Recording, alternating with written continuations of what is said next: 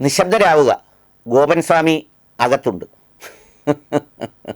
ഏതായാലും നെയ്യാറ്റിൻകരയിൽ കഴിഞ്ഞ 3-4 ദിവസങ്ങളായി തുടർന്നിരുന്ന സമാധി നാടകത്തിന് സമാപ്തിയായി.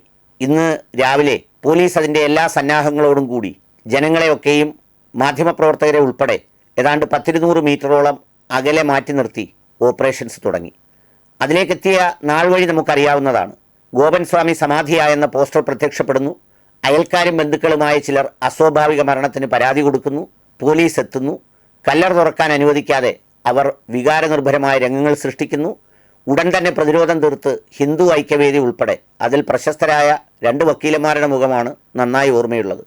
അവരും രംഗത്തെത്തുന്നു. ഇത് ചാനലുകൾ മിനിറ്റ് ടു മിനിറ്റ് പ്രോഗ്രാമായി കവർ ചെയ്യുന്നു. വലിയ വാർത്തയാകുന്നു. അങ്ങനെ തുടരുന്നു.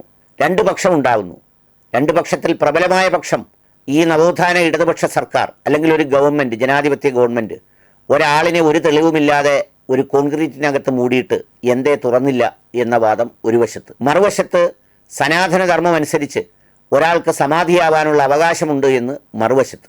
ഈ കുരുക്ക് വളരെ പെട്ടെന്ന് കോടതിയെ സമീപിച്ചപ്പോൾ ഒറ്റ ചോദ്യത്തിൽ വളരെ മിടുക്കനായ ബഹുമാന്യനായ ജഡ്ജ് അവസാനിപ്പിച്ചു. എവിടെ ഡെത്ത് സർട്ടിഫിക്കറ്റ്? ആ ചോദ്യത്തിന് ആർക്കും ഉത്തരമുണ്ടായില്ല. സമാധി സർട്ടിഫിക്കറ്റ് നൽകാനാവില്ല. സർക്കാർ നിയമപ്രകാരം ഒറ്റ സർട്ടിഫിക്കറ്റേ മരിച്ചാലുള്ളൂ, അത് ഡെത്ത് സർട്ടിഫിക്കറ്റാണ്. അതില്ലാത്തിടത്തോളം ഇത് അസ്വാഭാവിക മരണമാണ്. അന്വേഷണത്തെ തടസ്സപ്പെടുത്താനാവില്ല. പരിശോധനയുമായി സർക്കാരിനും പോലീസിനും മുന്നോട്ട് പോകാം. പിന്നെ സർക്കാരും താമസിച്ചില്ല. നിയമപരമായ പഴുതുകൾ കൂടി അടച്ചതോടുകൂടി ഇനി പ്രതിരോധം ദുർബലമാകുമെന്ന് തിരിച്ചറിഞ്ഞാണ് രാവിലെ അവിടെ എത്തിയത്. അപ്പോൾ ഫസ്റ്റ് ചലഞ്ച്, ഇതിനകത്ത് വ്യത്യസ്തങ്ങളായ ചലഞ്ചാണ് പൊതുസമൂഹം ഉയർത്തിയത്. ഒന്ന്, അതിനകത്ത് ഗോപൻ സ്വാമി ഉണ്ടോ എന്നുള്ളത്. 2, ജീവനോടെ അദ്ദേഹത്തെ ഇങ്ങനെ ചെയ്തതാണോ എന്നുള്ള സംഗതി. മൂന്നാമത്തേത്, സ്വാഭാവിക മരണത്തിന് ശേഷം സമാധിയാക്കിയതാണോ.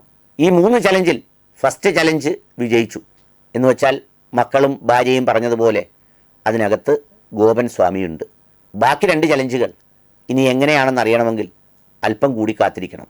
പോലീസ് ഇൻക്വസ്റ്റും പോസ്റ്റ്മോർട്ടവും ഒക്കെ കഴിയുന്നതോടുകൂടിയേ അതിൻ്റെ ബാക്കി വിവരങ്ങൾ അറിയാനൊക്കൂ. ഇരുന്ന നിലയിൽ ഗോപൻ സ്വാമി കല്ലറയ്ക്കകത്തുണ്ട് എന്നതാണ് കൃത്യമായ പ്രഭാത വാർത്ത.